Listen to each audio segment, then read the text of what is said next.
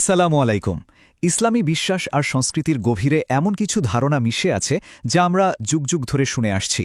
তেমনই একটি ধারণা হল জান্নাতের পুরস্কার হিসেবে পুরুষদের জন্য ৭২ জন হুরের প্রতিশ্রুতি। এই কথাটা এতটাই ছড়িয়েছে যে এটা প্রায়ই আলোচনার কেন্দ্রে থাকে, আর অনেকে এটাকে একটা প্রতিষ্ঠিত সত্য বলেই ধরে নেন। আজকের এই গভীর অনুসন্ধানে আমাদের উদ্দেশ্য কিন্তু কারো বিশ্বাসে আঘাত হানা নয়, বরং আমরা চাই সম্পূর্ণ নিরপেক্ষভাবে তথ্যের ভিত্তিতে এই প্রচলিত ধারণার উৎস আর এর সত্যটা যাচাই করতে।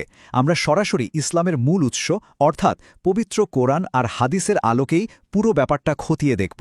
একবার ভেবে দেখুন তো, জান্নাতের যে আকর্ষণীয় ছবিটা ৭২ হুরের বর্ণনায় আঁকা হয়, সেটা যদি কুরআনের মূল বার্তার সাথেই না মেলে, যদি এই ধারণাটা ইসলামের আসল আধ্যাত্মিক সৌন্দর্যকে ফিকে করে দেয় আর তরুণদের এমন একটা প্রলোভনের দিকে ঠেলে দেয় যা ধর্মের মূল উদ্দেশ্য থেকেই তাদের সরিয়ে ফেলে, তাহলে কি এই ধারণার পেছনের আসল সত্যটা উন্মোচন করাটা খুব জরুরি হয়ে পড়ে না? তো চলুন আজ আমরা ঠিক সেই কাজটাই করি। এই প্রচলিত ধারণার একেবারে শিকড় পর্যন্ত যাই এবং দেখি তা কতটা শক্ত ভিত্তির ওপর দাঁড়িয়ে আছে।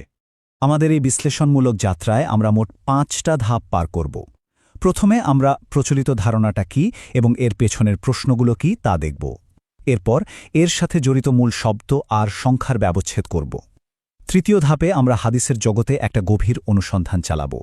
চতুর্থত কুরআনের ভারসাম্যপূর্ণ দৃষ্টিভঙ্গিটা বোঝার চেষ্টা করব এবং সবশেষে আমরা যা কিছু জানলাম তার ভিত্তিতে সত্যের পথে একটা চূড়ান্ত আহ্বানে পৌঁছাব। তাহলে চলুন আমাদের আলোচনার প্রথম অধ্যায়ে যাওয়া যাক, প্রচলিত ধারণা ও একটি মৌলিক প্রশ্ন। এই যে ৭২ হুরের কথাটা আমরা শুনি, এটা কি আসলেই কোরআনের কোনো আয়াত থেকে এসেছে, অথবা এর সমর্থনে কি এমন কোনো নির্ভরযোগ্য হাদিস আছে যা ইসলামিক পণ্ডিতদের সর্বোচ্চ যাচাই বাছাইয়ের পরেও টিকে যায়? নাকি এটা স্রেফ একটা লোককথা যা সময়ের সাথে সাথে ইসলামের পারলৌকিক পুরস্কারের গভীর আধ্যাত্মিক ধারণাকে একটা স্থূল শারীরিক ভোগের পর্যায়ে নামিয়ে এনেছে? এই প্রশ্নগুলোর উত্তর খোঁজার মাধ্যমে আমাদের অনুসন্ধান শুরু হচ্ছে। ব্যাপারটা কিন্তু শুধু ধর্মতত্ত্বের আলোচনাতেই থেমে থাকে না।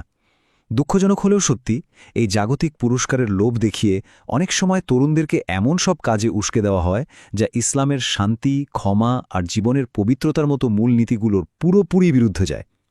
তাই এই ধারণার উৎস আর সত্যতা যাচাই করাটা কেবল একটা একাডেমিক আলোচনা নয়, এর একটা সামাজিক এবং নৈতিক গুরুত্বও কিন্তু রয়েছে। তো এখন আমরা আমাদের আলোচনার দ্বিতীয় ধাপে যাচ্ছি, শব্দ এবং সংখ্যার ব্যবচ্ছেদ। যে কোনো ধারণাকে ঠিকভাবে বুঝতে হলে তার ভিত্তি যে শব্দগুলোর উপর দাঁড়িয়ে আছে সেগুলোর আসল অর্থ জানাটা খুব জরুরি। এই বিতর্কের কেন্দ্রে আছে দুটো জিনিস, হুর শব্দটা আর ৭২ সংখ্যাটা। আসুন আমরা প্রথমে এই দুটোকে কোরআনের আলোয় একটু বিশ্লেষণ করে দেখি। হুর শব্দটা আরবি।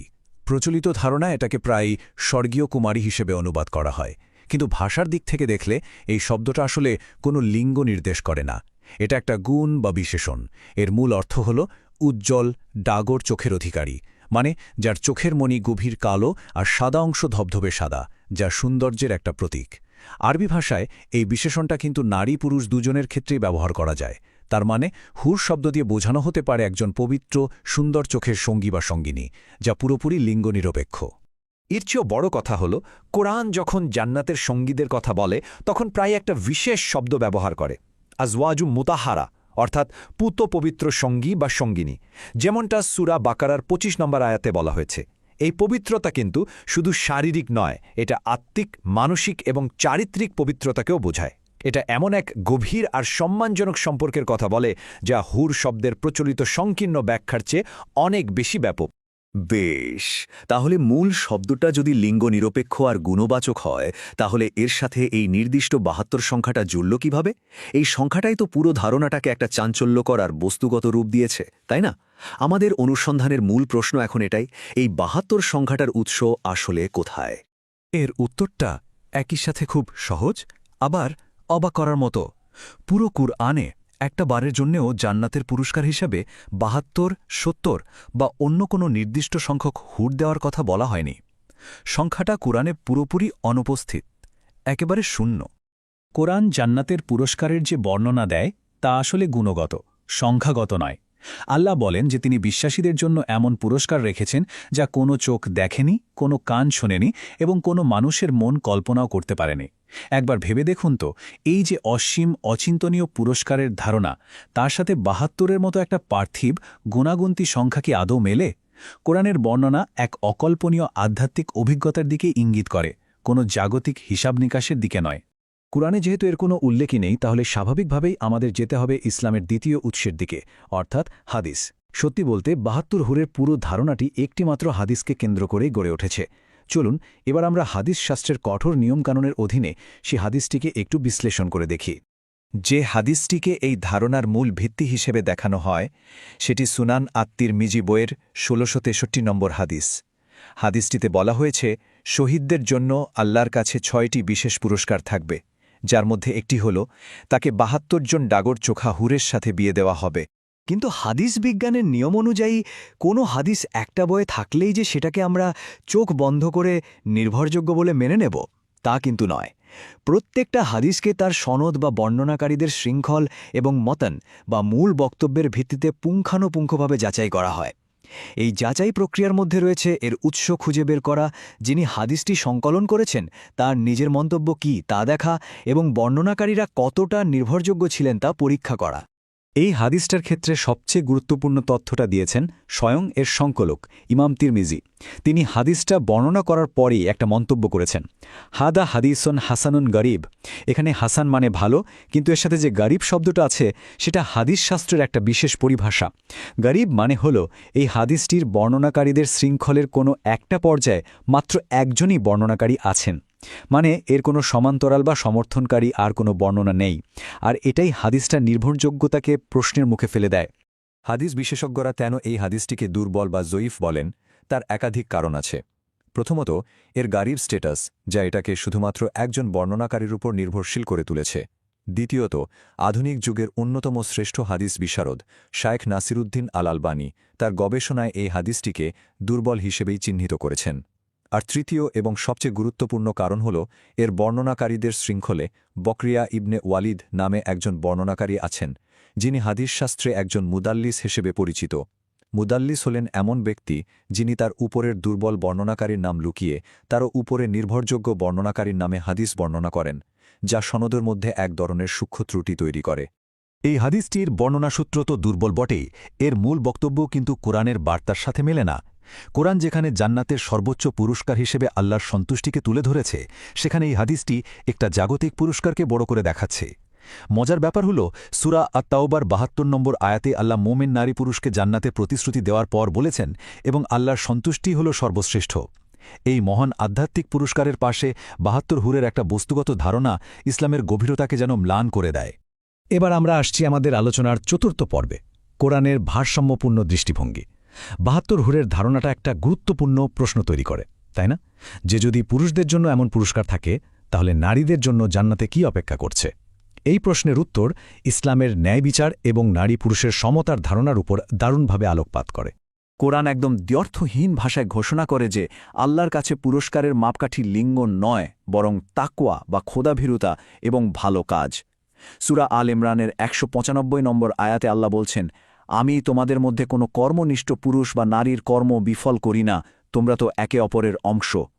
এই আয়াতটি আধ্যাত্মিক মর্যাদা আর পারলৌকিক পুরস্কারের ক্ষেত্রে নারী ও পুরুষের পূর্ণ সমতার এক অকাট্য প্রমাণ।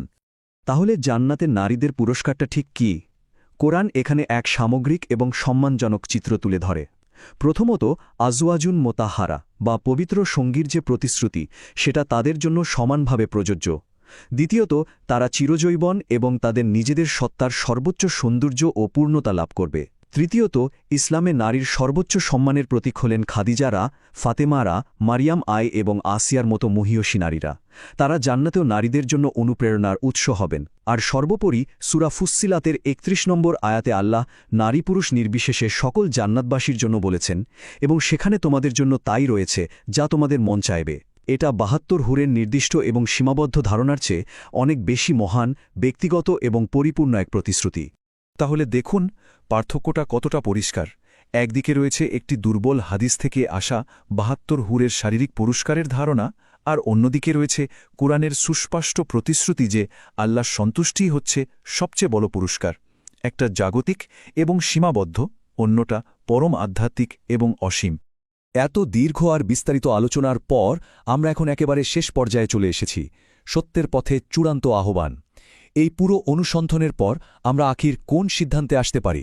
আমাদের অনুসন্ধানের ফলাফল কিন্তু খুবই পরিষ্কার। প্রথমত ৭২ হুরের ধারণার কোনো ভিত্তি পবিত্র কোরআনে নেই।